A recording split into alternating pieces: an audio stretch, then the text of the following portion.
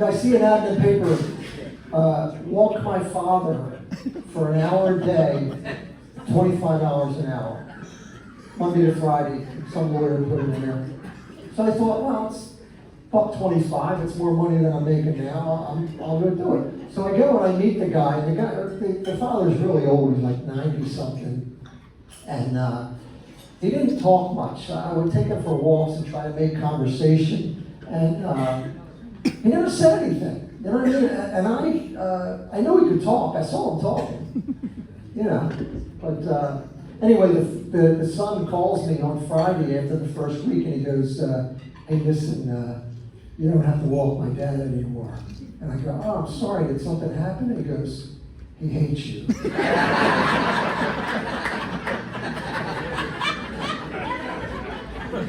I said, you tell that crabby old bastard I see him again, I'll walk him into traffic.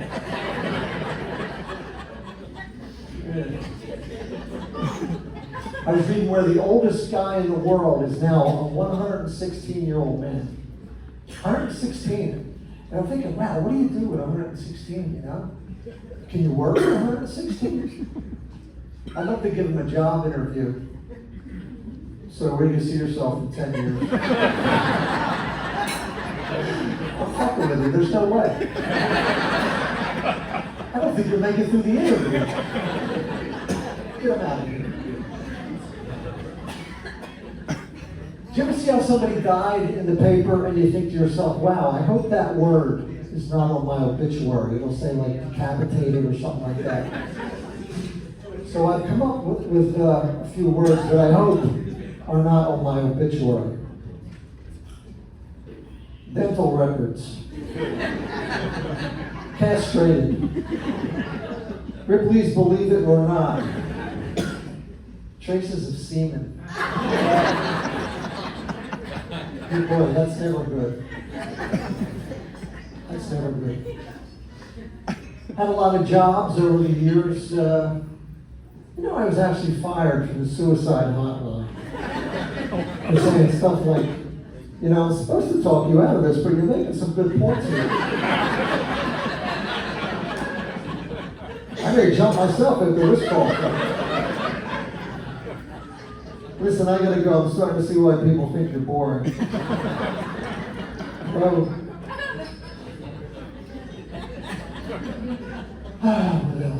I was reading where a European airline pilot flew his whole plane into the side of a mountain. 150 people died.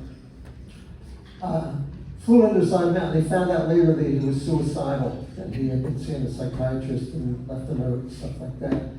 And I'm thinking, like, that's the last thing you want to hear at 20,000 feet. Hello, ladies and gentlemen, this is your pilot speaking. I'm on a new antidepressant, but I still feel like I'm in a dark hole that I'll never crawl out of. On another note, we'll be flying over Sedona soon, where my ex-wife and her new boyfriend are enjoying the weather and half my shit. Enjoy your flight and thanks for flying JetBlue.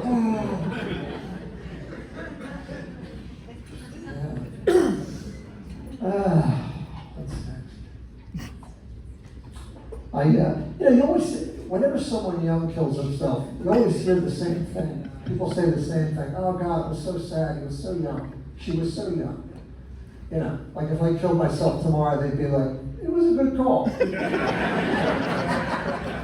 He was done. Screw him. Got another list here. I've made a couple lists on the way up. Anybody ever hear of the restaurant Hot and Crusty? Hot and Crusty, I think it's a chain that goes up and down the East Coast. There's a couple in New York. It's hot. If you're going to name a restaurant, sink a lot of money into it, would you name it Hot and Crusty? Yeah. I've come up with a couple names that they rejected before they came up with Hot and Crusty. Warm and gamey, lukewarm and bitter, traces of semen, Applebee's.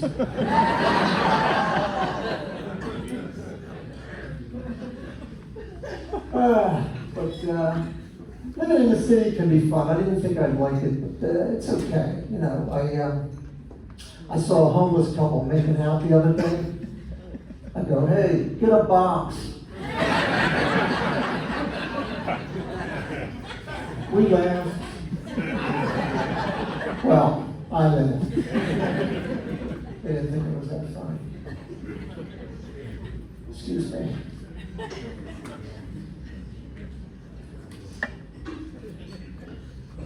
I watch a lot of TV. I grew up in a time when parents thought, you know, the TV can be the babysitter. Here, watch the box. You know, it wasn't harmful yet. But I watch these talk shows sometimes, even other shows, you know, or even outside. Like people, they want to get applause so bad. It's always, and then they hesitate for a moment. They pause so you can clap. Hey, today's my birthday. You know, or it's our anniversary, 10 years. Then they pause. You know, I lost 2 pounds last year. Can we stop applauding people for losing weight? Get all tired of that. If we're going to do that, can we bring it back down to earth when they gain the weight back? Boo! Boo, you're fat again. Fuck you. Like that was a little rough. I saw a commercial a couple weeks ago. Watch the Weather Channel live. Thinking, is anyone not watching it? Is anyone watching old weather report reruns? Oh, I remember this one. It was raining all day. And then, look, I don't want to spoil it for you. Weird. And then there's another one, another commercial. It's got a guy in a field in like a safari hat and stuff, and he's surrounded by elephants. And they close up on the guy's face and they go, elephants. Can you imagine a world without them? I'm like, I gotta be honest, I can't remember the last time I needed an elephant. Because for $19 a month, you can prevent their extinction. I said, listen, I'm gonna be extinct myself in a couple of years, and I really don't need another bill every month, so for that reason, I'm out. Turned into that guy from Shark Tank. I'm out. What else? I got into the union up there, and I do some extra work. Had a couple speaking stuff, but not tough to get. But yeah, I'll be an extra guy walking across the street or reading the paper or whatever in the scene, you know. And some shows are fun. You can joke around and you know, laugh and stuff on the set, but some topics are too serious, you know? Like you never see a fun blooper reel from Schindler's List, you know? You know, one of the actors farts in the oven and goes, whoa, now it's a gas chamber, am I right? High five. Now?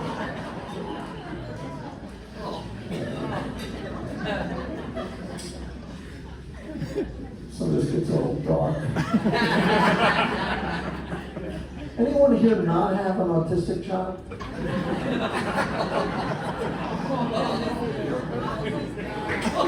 Coming out of the woodwork. And it's nothing against the children. It's just that, you know, can they all be? Is autism that one? You know, it's like, hey, you got on the wrong bus. Get over here. You're in special classes. You're on the spectrum. I love kids, but I don't want to babysit your kid. Believe me, I'm not asked that much. But we have a couple downstairs from us in our building, and she's an actress, and he's a Wall Street guy. He's a banker, and they have a little kid, Billy. He's crazy. I can't handle the kid. You know, he's like wild, and they always want us to babysit. And the mother comes up the other day, and I swear I'll do anything to get out of watching this kid. Anything. And the mother knocks on the door, and she's standing. I open the door, and Billy's standing there ready to tear the place up. You know. And his mom goes, can you watch Billy, please, just for an hour? I have an audition. I can't find anybody, please. And I'm standing there, I got a bowl of cereal in my hand. The TV's on in the background. I'm wearing sweatpants. I'm clearly doing nothing. And I go, look, I'm a pedophile.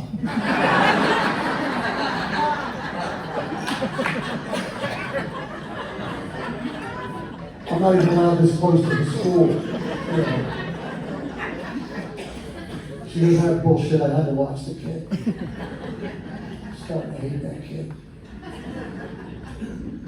But, what else? I'm reading an article here. I get a lot of stuff out of the paper. If you want to see real new stuff, look in the paper. I'm reading where this a woman strapped her 1-year-old to her chest and jumped out the 6th floor of her apartment building, committed suicide. Horrible, right? Actually, the kid lived. The kid was unharmed, believe it or not. But she left a note saying that she was tired of being labeled an unfit mother.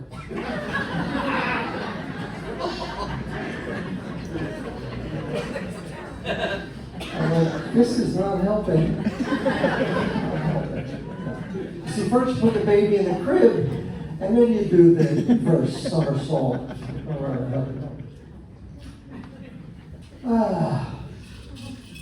I hate when people use children for an example for stuff. You know, like politicians don't do it all. Everything's for the children. You know, a lot of them are so full of shit. But even something like that, you hear older guys say it once in a while, hey, you want to get grateful? Go down to the children's hospital. Look at what some of those poor kids are going through. You'll quit your bitching then, pal. You'll get grateful then. I'm like, oh, can you do that? Can you just go down to the front desk at Children's Hospital? Yeah, let me see the children, please. Are you a friend or a relative? No, I've just been having a bad day. I don't have to go in, you can just wheel one out if you want.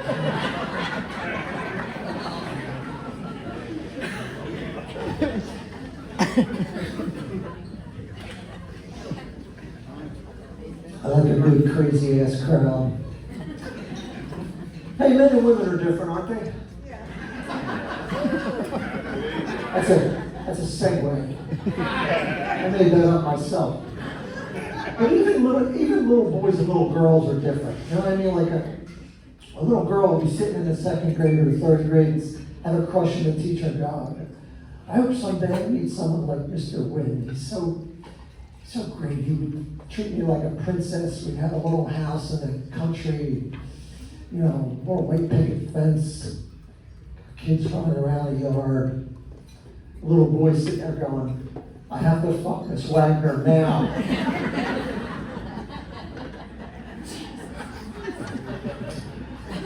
So yeah, they're different. So did you ever have a dream and it gets screwed up by someone in the dream? I mean, this actually happened. I mean, I haven't had like a sexual dream in years, you know. And a couple months ago, I go to bed, I'm dreaming, and my ex-girlfriend and I, not the one you people are thinking of that know me, another one. She was pretty wild. We're actually going to swing with another couple. We're going to, you know, swap with another couple. So we go online, Craigslist, of course, and we're meeting this couple at a restaurant. They finally come in. Guess who it is? What are the odds of this? My parents.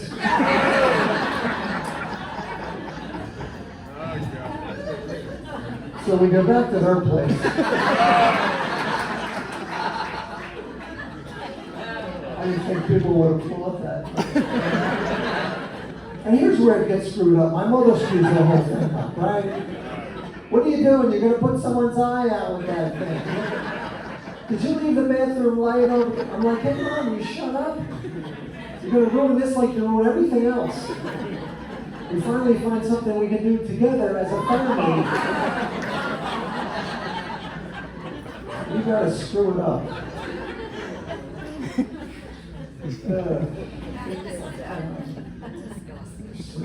It was. Disgusting. But it didn't happen, remember. I was reading another thing I got out of the paper. South African women's track star Caster Semenya was challenged by the World Athletic League, who said that they wanted proof that she was a woman. Semenya might have hurt her case when she stated that anyone who doubted her sex could, quote, suck my dick.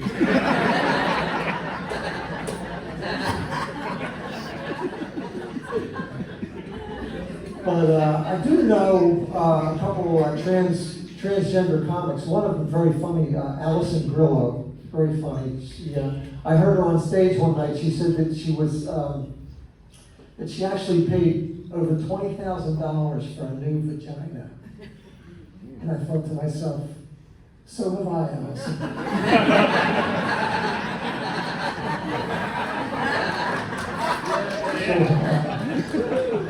All right, all divorced people.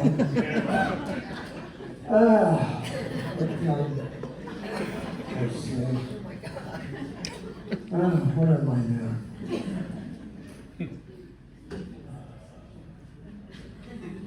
It sounds sexist, but it's just sad, really. It's just kind of sad. So I read where, or no, I didn't read it. I saw it. Gay people got the right to marry, which I think is a good thing. I mean, everybody, you want to get married, you love someone, go ahead. But so the parades they were having around the country were all about marriage equality. That was the theme, marriage equality, all over the place. And that was the light, right? Okay. Marriage equality. So I'm not sure how well it worked out because the theme for next year's parade is, what the fuck were we thinking? But anyway, so I'm married now. I've been married, I think it's about 20 years, I'm not sure. It was, almost. It's, but we met, we of course we went out to dinner. You go out to get to know each other a little bit. We went out to a nice place in New York and we're talking and she told me she likes to travel. She would love to go visit Prague in the Czech Republic. It's got beautiful architecture, untouched by both world wars. It's got fine museums with artwork that's the envy of Europe. And fine cuisine, nice restaurants and all that. She goes, how about you? What would you like to see?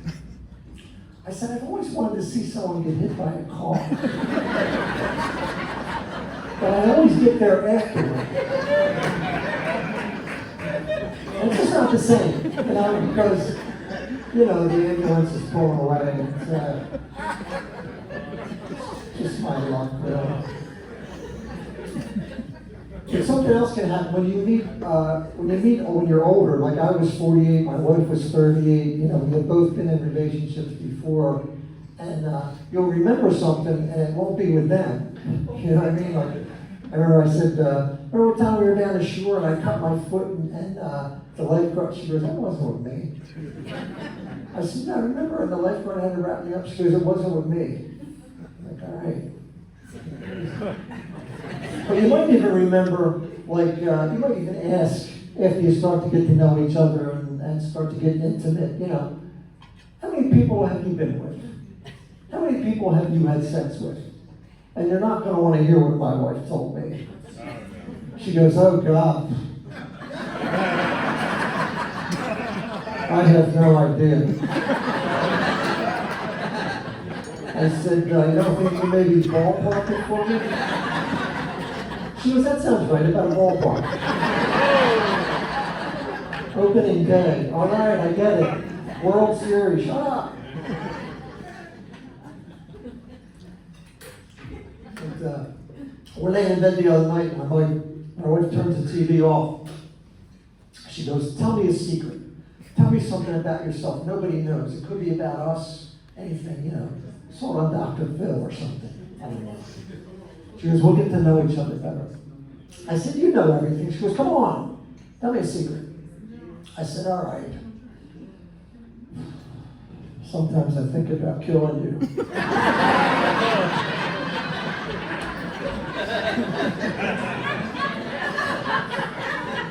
Now that's another game we don't play anymore.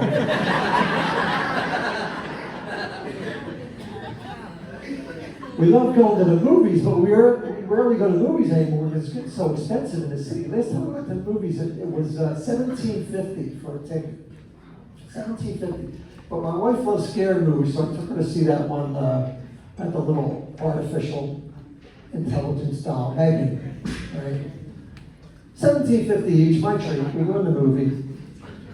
And it was kind of cute. I look over about halfway through the movie, and she's got her eyes closed during the scary part. So I lean over and go, "What, are you scared?" She goes, "Yeah." I said, "For $35, you should open your fucking eyes."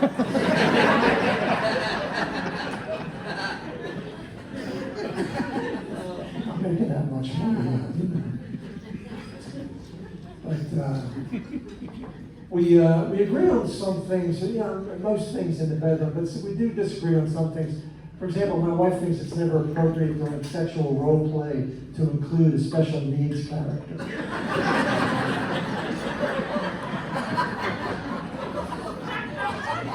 I'm like, just wear the helmet.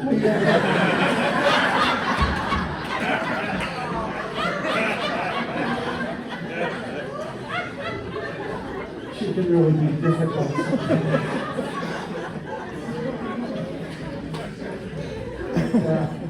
Of course, when you first meet each other, like I said, you're mannerly, you're watching your P's and Q's, you're really trying to put your best foot forward and stuff, And after a while, you loosen up a little, My wife missed work for a few days, about a month ago, and she finally went back to work. She was like constipated and stuff like that.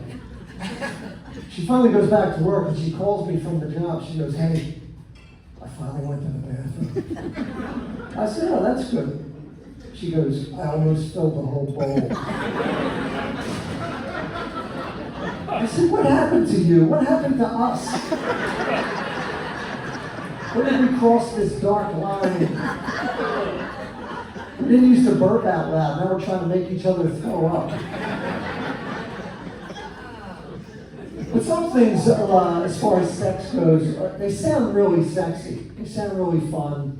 Like stuff you grow up here and you take a shower together. Taking a shower together is a nightmare. You're already soap in the eye. You can't. Like, get me out of here. Bumping into each other and shit. 69ing. You hear about that from when you're a kid. 69ing. Yeah. That's another nightmare. I'm usually laying there and I'm thinking, wow, this really feels good, but wait, I have a job to do.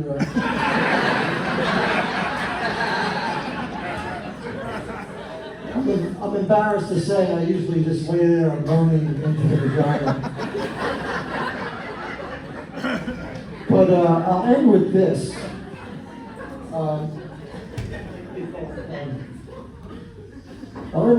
We had a great date last week. We actually, we went to see that movie. First we went out to eat. We went to a really nice restaurant. We're in walking distance from the food. And we went out to eat. We're joking around. We're having a good time. And just like the old days, it seemed like. And then we went to the movie. The movie was pretty good. And we're walking home, and my wife goes, "Listen, maybe tonight, when we get in bed, we can try that thing. Remember, I thought it was going to hurt, but I really liked it." And I go, "Yeah, that wasn't with me." That's it for me. Thank you.